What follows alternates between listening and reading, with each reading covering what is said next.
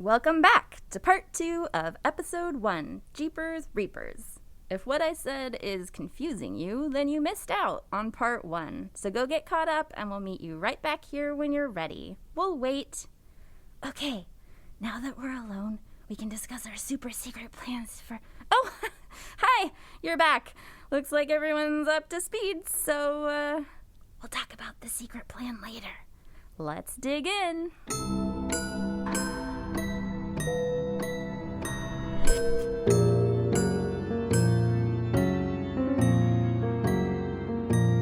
Death party! So this is the part of the research where I started getting really excited. I got all of the stuff that's about to come from this book called The Psychology of Death, and I was like, two of my favorite things, and I've never heard about this book, and I felt very left out and FOMO'd. So back in, I think this book was written in early or late 70s, sometime in the 70s. And it was written by some psychiatrists, and they did a study where they collected information on how people, just average, everyday people, personified death. 240 test subjects were given an open-ended question, while 421 of them were given multiple choice questions. So the open-ended question was, if death were a person, what would death be? The multiple choice variation was, would you represent death as young or old, man or woman, or other? Oh my god, that sounds so fun. No fair. I want to pick. Okay, wait. I can't decide. What would you choose? I'll go with whatever you pick. Oh, I mean, that koala's starting to sound pretty good. It does, though.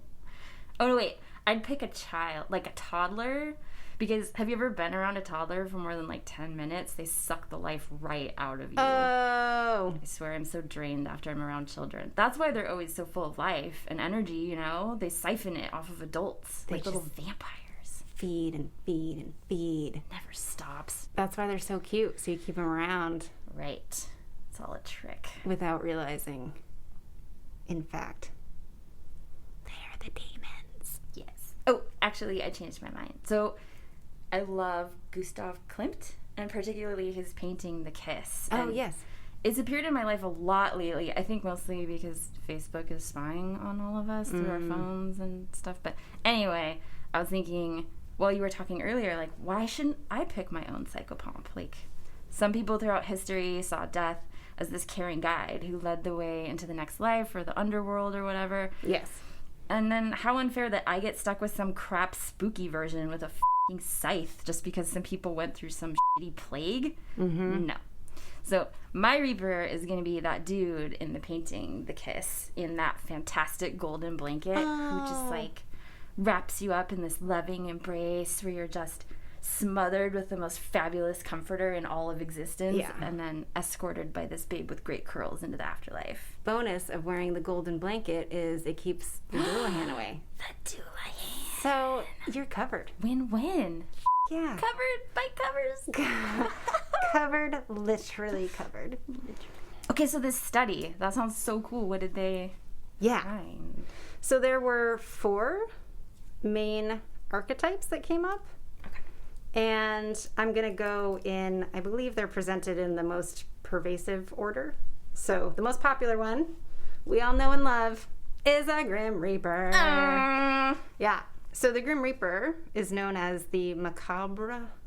I hate saying it that way. I usually just say macabre. You can say it 3 different ways. You can say it that way because we're in America. Right. We butcher everything. Yeah, my French is not great.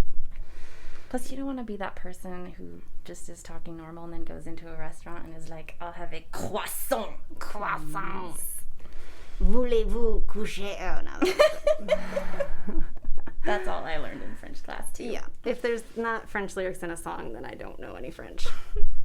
So the macabre death personification is, like I said, the Reaper. He's embodied by decay. He's usually old.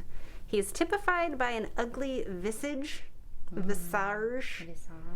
But I don't like to use that term. I think that it's kind of rude. So let's just say he's attractive in an unconventional way as a death figure. If you gaunt it, flaunt it. Oh. It only gets worse from here, folks. Sorry about Okay, so that's one down, and we got 3 more. So what the second most popular personification of death? What do you that. The think? koala. Yeah, I got it? basically. All right, sweet. So this one is known as the gentle comforter. Comforter! Yeah. Like what I just said, though. Yes. Like blankets. Yeah. And I did do it and conduct an internet search for gentle comforter, and I put it in quotation marks, and That just sounds so weird. a lot of the results I got were, Probably not good. well, they were bed comforters, and I was like, man, Oh, that's way better than what I was thinking. way to ruin comforters as being cozy. Now I gotta worry about them killing me in my sleep, I guess. But what better way to go than just being snuggled by your own comforter Snuggle to death. until dead? That is adorable. Almost as adorable as a death koala. Oh, snuggled by a death koala. That's it. Death, if you're taking orders. Sign me up for one snuggled by a death koala. It's basically what it sounds like. I was kind of thinking it's the gentle death creature that just kind of soothes you into the underworld and just kind of is very obviously gentle about it. So I was picturing a personification like, oh, the elderly old lady that lives down the street, and then you go over to her house, and then you rake her yard, and then she invites you in for a cup of tea, and you have like half of the tea before you realize you can't actually taste the tea or feel the tea on your tongue, and you can't taste or feel anything.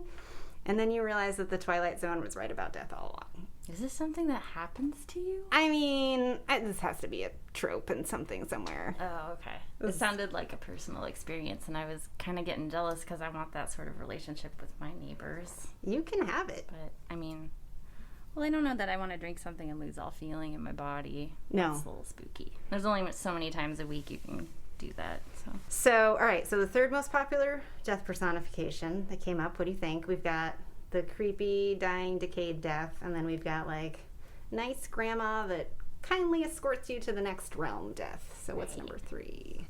How about, like, a aloof, sort of nonchalant death? Yes. Really? Yeah. Oh. The automaton. Beg your pardon? Automaton. Okay. Explain. It's very hard to say. Explain to me. So this is the death version that's like a void of personality. Oh. I imagine he's still really popular, i.e. he comes in third because he like makes 6 figures a year and drives a sports car. So he still gets all the ladies. He comes to like ferry you off in his sports car and he's like, don't touch the leather. Hey, keep your damn fingerprints off of the door. There's only one cup holder and it's for me. I mean, obviously he can't drive a sports car because death rides a pale horse. Oh. Oh, maybe that's the modern version. Ooh, but what's the car that's the horse? Oh, Is there a car that's a horse? It's a horse car, like the Trojan horse with wheels. No, it's not a got car. the Mustang. It's got the little horse off the, so he yes. just drives a white Mustang, that's all. Loophole. Hashtag sponsored. Hey, Mustang, get a hold of us. And he's got like a steering wheel that's a skull. Yeah. Skull rims. Ooh, like Elvira, Mistress of the Dark car. Yes. Except his would have to be a Mustang. I don't know what hers was. I feel like, it was one of those 60s giant boats of a vehicle that was pretty rad. Losing points for not knowing exactly what car she drove. I know. Didn't she have the leopard print interior, though? Something amazing. I feel like Death would There was, probably... like, chain. Wasn't it a chain steering wheel or Yes. barbed wire or something like that? Fun fact, Cassandra Peterson, Mm-hmm. Elvira, has the same birthday. What? Yes. Dude. I know. Do you know how excited I was to learn that at, like, age 12? That's so unfair. Yeah. I know. Okay, so the automaton Death doesn't have emotions. He has a human appearance, but, like, kind of acts like the shell of a human. In other words, I kind of picture him, he's like the personification of toxic masculinity. Oh. Goodbye, male listeners. Yeah. Hey, I didn't say masculinity. I said toxic. Just the toxic, which is not you, because you're listening to our podcast, so obviously you're awesome. Hashtag feminism. Yeah, so the automaton doesn't derive pleasure nor sorrow from his job, instead taking it simply as a duty. So it's just his, 9 to 5. Yeah, he's totally punching the clock, and then he's just getting out of there, and he's, thinking about dinner or whatever at the end of the day. Right. He's not taking it with him. I feel like... That's healthy. Yeah. He's like the introverted ticket taker at a train station. He doesn't want to hear where you're going or who you're going to see there. He just wants to, take your ticket and then be done for the day. Right. I mean, in this case, your soul. Yeah. Yeah. Good stuff. Oh, and I thought this was interesting. This personification was commonly reported by funeral directors and mortuary science students. That makes sense, actually. Yeah. Which I think, to be fair, I don't know if this book got into exactly how many of people in that realm they interviewed, but that seems like maybe a high percentage of those people for that particular study, which makes sense, but maybe their results were a little skewed. Yeah, because you have to pick and choose, because if you give this study hey, tell me how you think about death, there's going to be certain people who are being not thinking about it, not filling out your questionnaire, go to hell, dude. Right. And then you don't get your factoids. But then if you ask people who that's what they do every day and obviously have nerves of steel to be doing that job in the first place, who can emotionally detach from the work that they have to do, or go home at the end of the day and be all right, they're not going to be oh yeah, it's this kind, matronly woman who just hugs on you and gives you tea and cookies. Mm-hmm. Probably not. I don't know. Maybe some of them did, but...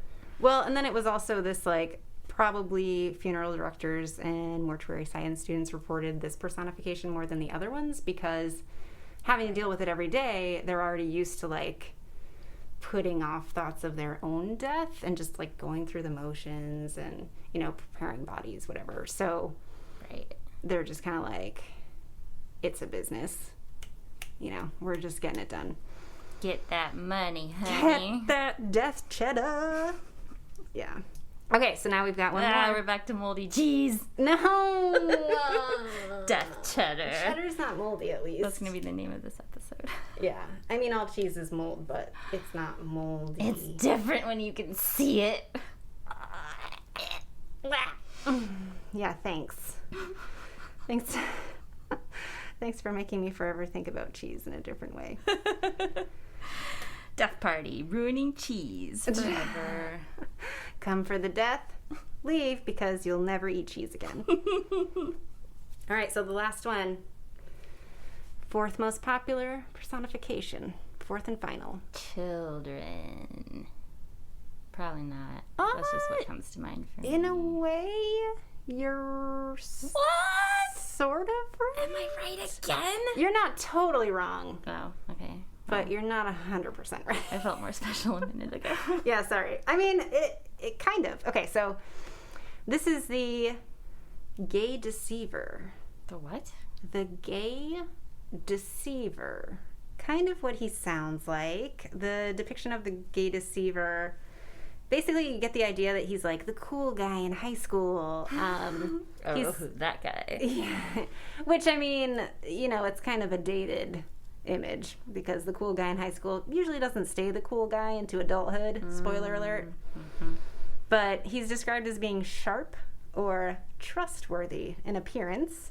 Sharp. He's usually one of the younger ones, so the gentle comforter and the I will never not think of a comforter on a bed when you're not. And the grim reaper, tend to be older physically, but the gay deceiver is younger than middle-aged. He's got a lively and enticing personality, but he's a deceiver. He's a hypocrite. He's a liar. He's a con artist. If you're listening across the pond, a confidence trickster. I believe, is what I heard them refer to it as in Faulty Towers. I don't know if that's still the case, but... So I kind of think of him as, like, the psychopath CEO. Right. I'm picturing almost like the Joker. Yeah. Like all sharp, like nice threads. Mm-hmm. Really animated. Yeah, he's like the Christian Bale in American Psycho. Right. Death personification. Huh. I would not think of that.